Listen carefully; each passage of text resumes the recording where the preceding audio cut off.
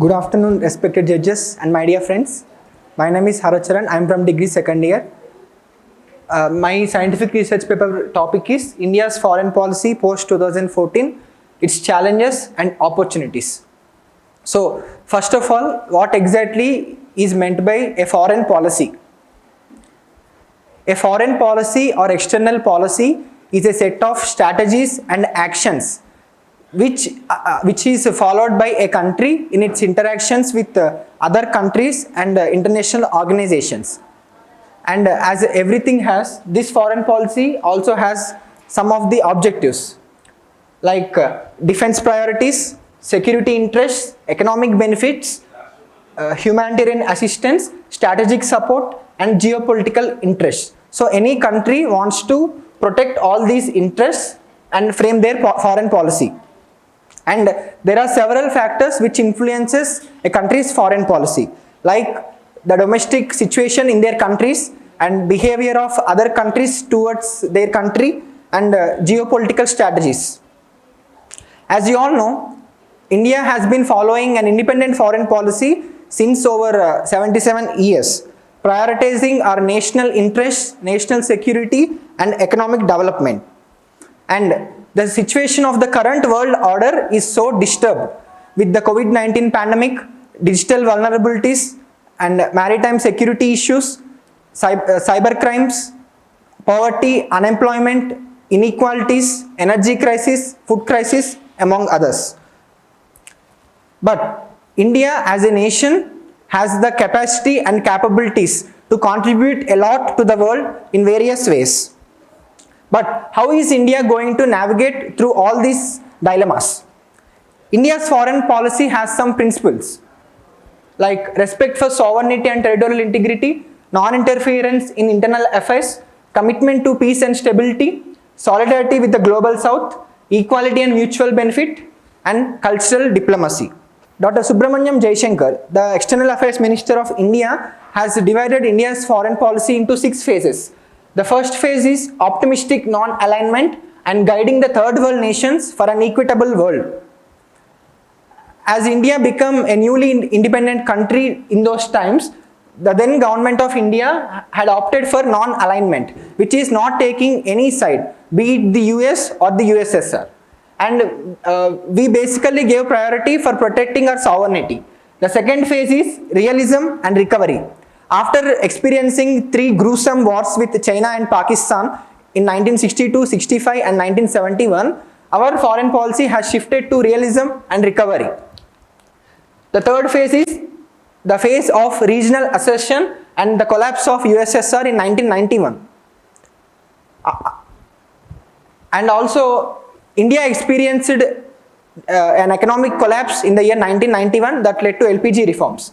This phase also witnessed the formation of USA and Pakistan nexus. The fourth phase is strategic autonomy. After the collapse of USSR and LPG reforms brought in India, we tried for protecting our autonomy, our national interests and sovereignty. The fifth phase is balancing power. Russia and China are also emerging powers competing with the USA. So we are trying to balance US and on one hand and Russia and China on the other hand. The last and the current phase is the phase of energetic diplomacy, which we are following today. You can see the evolution of Indian foreign policy here. These are several policies that our governments across the time have taken. Neighborhood first policy, look east, which was later renamed into Act East policy, Link West policy, and active role in international groupings, regional groupings like ASEAN, BIMSTEC, and collaboration with the African Union, European Union, and various economic, military and strategic partnerships like Quad, I2U2, Indo-Pacific Economic Framework, among others.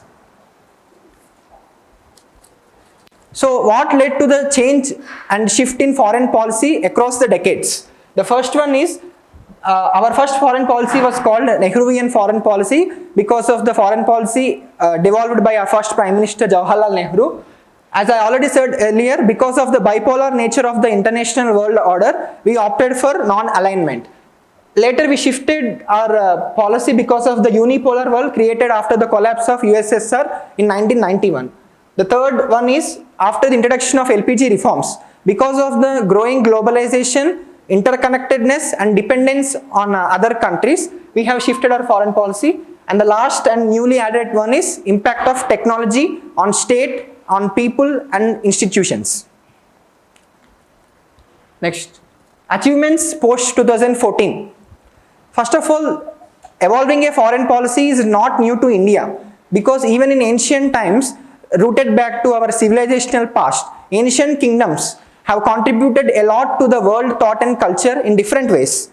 Even India had faced many invasions, slavery, oppressions, and even colonialism, which have shaped our foreign policy post-independence. The first achievement is creation of a strong ideational basis. Values like Vasudhaiva Kutumbakam, the whole world is one family, Sarve Bhavantu Sukhina, prosperity for all, have showcased the soul, spirit and values of India. The second one is following a realistic approach. Although we prioritize value-based world order, we are not ignorant about the realism. For example, we want to maintain good relations with our neighbors, but Pakistan is sponsoring cross-border terrorism and we have taken a tough stand against Pakistan, cutting off all the relations.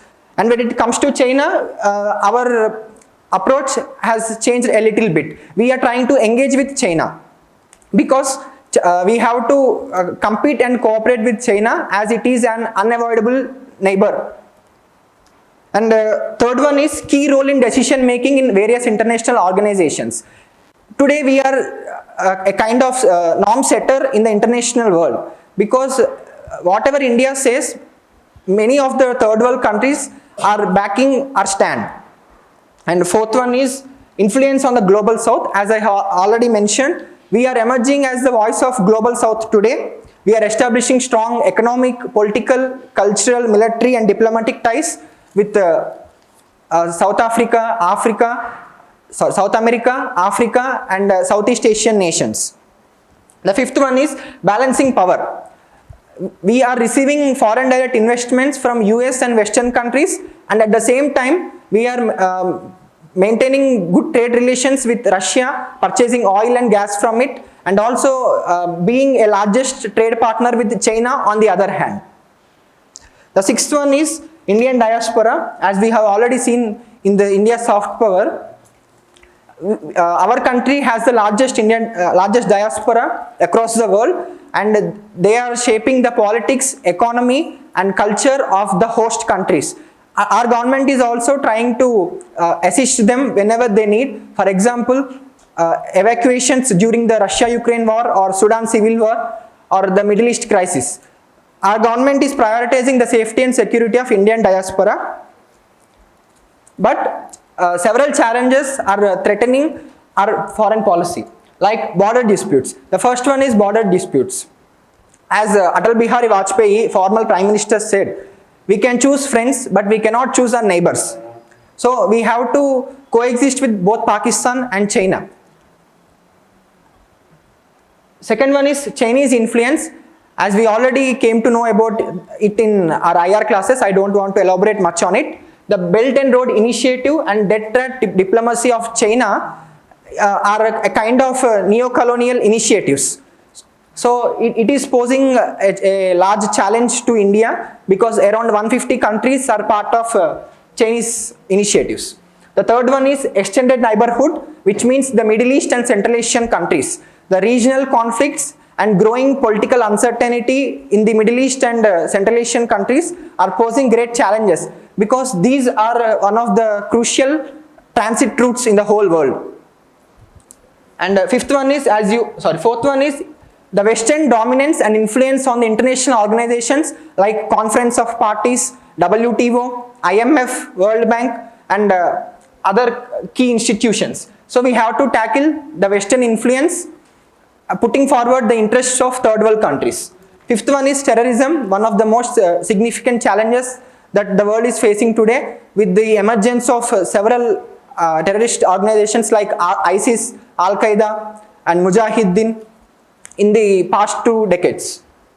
The sixth one is turning regional and multilateral groupings into effective platforms.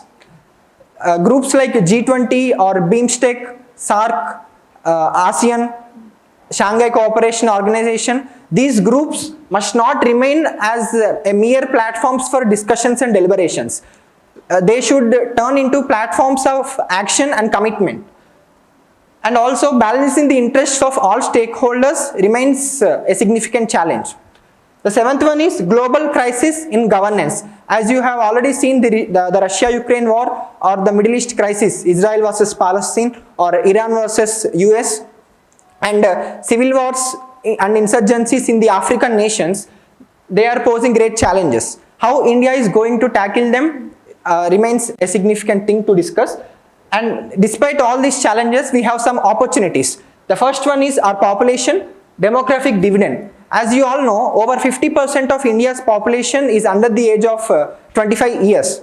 And many nations like Germany, Japan or South Korea, they are having a grey population. That means a growing older population. So they are trying to welcome Indians to support their economy.